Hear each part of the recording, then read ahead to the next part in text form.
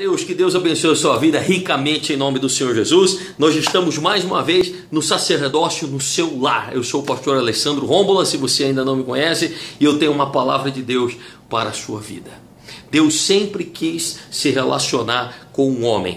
Deus sempre quis ter um relacionamento de perto, uma amizade com você.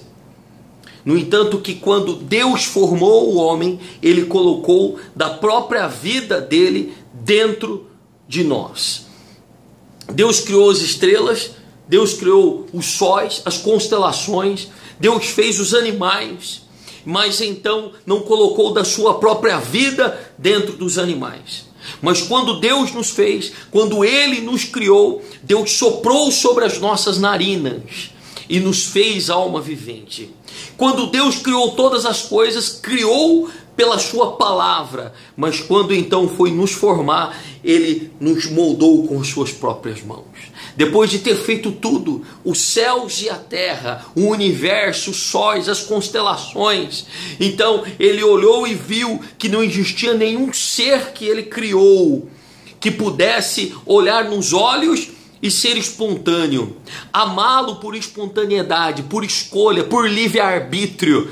Não, porque tudo aquilo que Deus tinha criado era-lhe imposto que o adorasse. Assim como os passarinhos, que são involuntários, né? Usam o instinto para cantar. Assim como as estrelas iluminam e emitem raios de luz, e essa luz é para engrandecer e louvar a Deus. Assim como tudo que Deus fez, todo barulho, todo som, tudo que existe, tudo que se movimenta, o glorifica. Mas Ele queria um amigo, Ele queria alguém que pudesse se relacionar, Ele queria alguém que pudesse olhar nos olhos e ter um momento com Ele, de espontaneidade, que o amasse não por obrigação, mas que o amasse verdadeiramente. Então Ele disse: eu vou colocar a minha própria vida dentro de um ser que me ame, e eu vou criá-lo em uma outra era, em um outro ambiente, não aonde eu vivo, mas em um reino material, para que ele não venha conhecer o bem e o mal, e nem a minha grandeza. Eu vou fazê-lo sem conhecer a maldade. E assim então Deus fez eu e Deus fez você. E Ele disse assim: eu vou plantar um jardim. E Ele foi lá e Ele mesmo plantou o jardim. Ele mesmo criou o jardim do Éden. E a Bíblia diz que o sonho de Deus se realizou quando então Ele descia todas as tardes e pisava sobre os jardins e chamava Adão pelo nome: Adão, aonde você está? Eu quero conversar com você. Então Adão se apresentava involuntariamente e dizia assim: olha, isso daqui eu colhi hoje para o Senhor, vamos comer junto. Deus conversava com Adão. Deus não era um estranho para Adão, era igual, era semelhante, era face a face. Deus descia todas as tardes para conversar com Adão, porque Deus queria se relacionar com Adão. Mas um dia Adão desobedeceu, a desobediência entrou e o pecado entrou no coração do homem. Então os dois amigos brigaram e se distanciaram um do outro, porque Adão tinha feito algo que ofendia a Deus. E ele passou então a conhecer o bem e o mal, porque Deus o tinha guardado do conhecimento do bem e do mal. Mas então em certo momento ele conheceu o bem e o mal e perdeu a sua inocência. Nós perdemos a nossa inocência quando nós desobedecemos a Deus. Então naquele momento eles foram se afastando um do outro. E o homem que era eterno passou a morrer.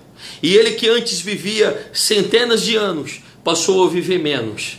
E Deus viu a sua criação, a sua própria vida, morrendo e padecendo mesmo depois da eternidade. Porque eu quero dizer uma coisa para você: o nosso corpo morre, mas o nosso espírito vive para sempre, porque nós somos a imagem e semelhança de Deus. Fique sabendo que quando você partir dessa terra, você não vai morrer.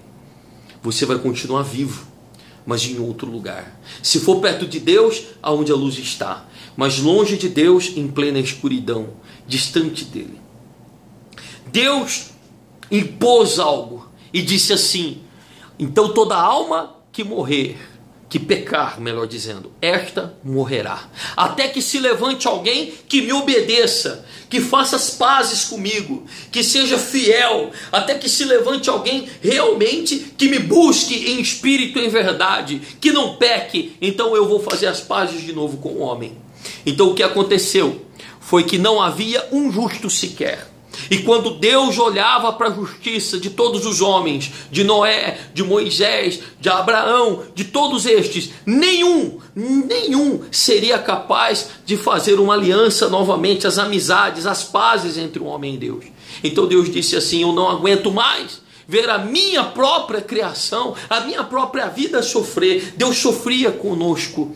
Assim como você sofre com um filho nas drogas, com um filho no vício, com um filho no crack, com um filho morrendo, com um filho doente, você sofre, e então também Deus sofria conosco. Então eu quero te dizer uma coisa: Deus resolveu pagar o preço que Ele mesmo impôs para as nossas vidas. Ele resolveu tomar o nosso lugar e pagar o preço. E Ele disse: eu vou descer, e eu mesmo, através do meu filho, vou provar que é possível ser fiel, que é possível me amar, que é possível ser tentado pelo próprio diabo e não cair em tentação. E assim Deus enviou o seu próprio filho como homem, mas colocou o Espírito Santo dentro dele. E a Bíblia diz que Deus ungiu a Jesus de Nazaré com o Espírito Santo e poder, o qual andou fazendo bem por toda parte e curando os oprimidos do diabo, porque Deus era com ele. E Jesus veio e fez algo maravilhoso. Jesus então começou a mostrar que ele poderia vencer as tentações, venceu o diabo, venceu todas as tentações possíveis. Ele foi fiel a Deus, então ele começou a transmitir a ideia de Deus, começou a fazer amizade com os homens e mostrar Deus aos homens, começou então a apresentar o homem a Deus e Deus ao homem, e começou a se sensibilizar com o homem. Ele ressuscitou mortos, ele juntava as multidões e multiplicava os pães, ele abriu os olhos do cego, fez mudos falar, expeliu demônios, tudo para que o homem pudesse se aproximar dele. E quando o homem se aproximou dele, ele sentou a todos os momentos, sentava na areia da praia, sentava nos bosques verdejantes, sentava nos jardins, sentava na grama, sentava embaixo da montanha e dizia assim para o homem: olha, crede em mim, mas crede também em Deus, porque na casa de meu pai há muitas moradas. Se não existisse, eu teria dito para vocês, mas vos digo que eu irei e irei reservar um lugar para vocês. Deus não podia mais descer, porque o pecado abundou. Mas Deus então fez no céu uma casa para mim e para você, para que nós pudéssemos subir nessa casa, subir neste céu e morar junto com Deus na mesma casa. Deus tinha um plano, um projeto, Deus tinha algo maravilhoso. Então ele não podia mais descer, então ele fez com que nós subíssemos, e ele enviou o seu filho para isso. E a Bíblia diz que Jesus então pagou o preço da obediência, Jesus pagou o preço da fidelidade, Jesus mostrou ser o homem perfeito e foi obediente até a morte, e a morte de cruz. Então quando ele morreu, ele fez a amizade novamente com Deus e os homens. Mas não ficou por aí. Havia milhares de almas mortas e que estavam distantes de Deus. E a Bíblia diz que ele desceu às partes mais baixas da terra, pregou aos espíritos em prisão, ou seja, aqueles que tinham morrido no pecado e não estavam perto de Deus no seio de Abraão.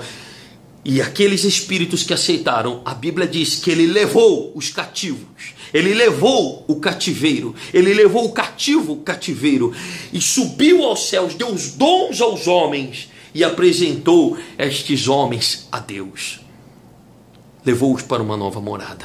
Mas quando ele deu dons aos homens, ele enviou o seu Espírito Santo, que fez milagres e maravilhas através da vida dos apóstolos.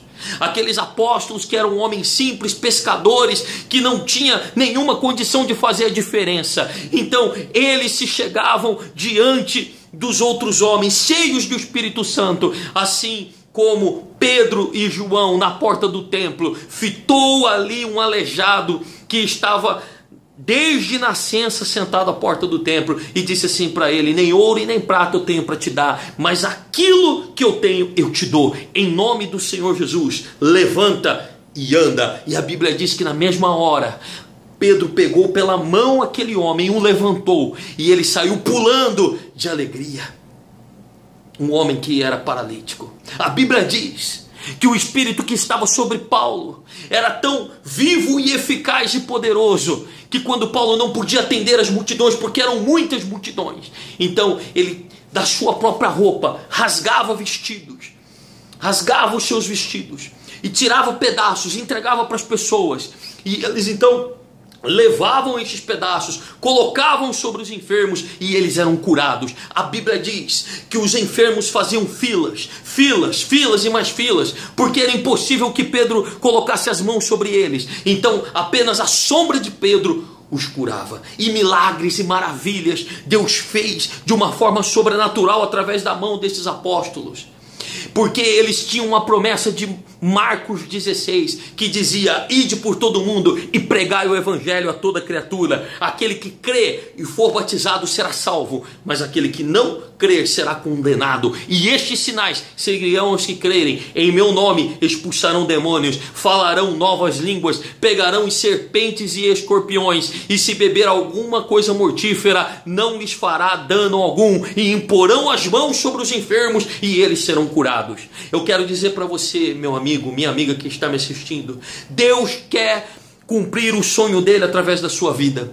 Ele não quer apenas te levar para o céu, mas ele quer que você leve uma multidão para o céu. Ele não quer apenas ter um relacionamento com você, mas ele quer que através do seu relacionamento ele leve pessoas para a presença dele. O dia que você subir, Deus quer que você apresente almas para Ele. Sabe por que você tem problemas que não se resolvem? Sabe por que você tem um casamento que não se resolve? Sabe por que você tem situações que não se resolvem? É porque então você ainda não vive o sonho de Deus. Você quer viver o sonho de Deus? Então neste momento, decida abandonar os seus pecados, decida abandonar tudo que você tem, receba o Espírito Santo e creia que a palavra que sai da sua boca pode transformar vidas. Creia que se você então entregar a sua vida para Jesus, a sua própria presença pode afastar demônios. Creia que se você impor as mãos sobre os enfermos, eles serão curados. Creia que o poder de Deus está na sua vida para fazer muito mais, além do que resolver os seus probleminhas, as suas situações. É momento de regaçar as mangas e é momento de ir para a guerra, porque Deus nos tem entregado a vitória. Deus nos deu uma palavra, a palavra da promessa, que podemos esperar, podemos nos preparar, o que está escrito em Isaías 54, que Ele vai nos dar a vitória. Ele vai nos dar a vitória. É para nos preparar, alargar a nossa tenda, esticar os toldos, porque nós teremos muitos filhos. Eu quero dizer para você, a sua bênção virá e transbordará para a direita e para a esquerda, mas você deve receber esse chamado de então não apenas receber para você as bênçãos de Deus, mas também entregar. Aceite a Jesus, mude a sua vida, volte para Jesus. O momento é esse, a hora é essa que Deus quer te usar. Receba e guarde esta palavra para você, em nome do Senhor Jesus. Você está agora com o seu sacerdote de avivamento, e eu quero te pedir que você esteja atento aos cultos, que segunda-feira, às 20 horas, reunião de oração, você pode estar na igreja.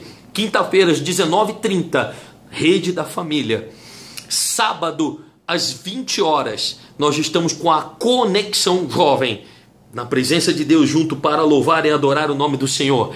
E domingo, às 19 horas, o grande culto de celebração. E não se esqueça que uma vez por semana, ou na terça, ou na quarta, ou na sexta, ou no sábado, um sacerdócio está se reunindo perto de você. E você deve continuar no sacerdócio para que Deus esteja abençoando a sua vida. Não perca o próximo sacerdócio neste mesmo canal do YouTube, do Facebook, ou na casa de uma pessoa próxima à sua casa. Em breve, cada quarteirão desta cidade, cada quarteirão, haverá uma casa com um sacerdócio. Receba e seja abençoado em nome de Jesus. Deus abençoe você. Shalom. Até lá.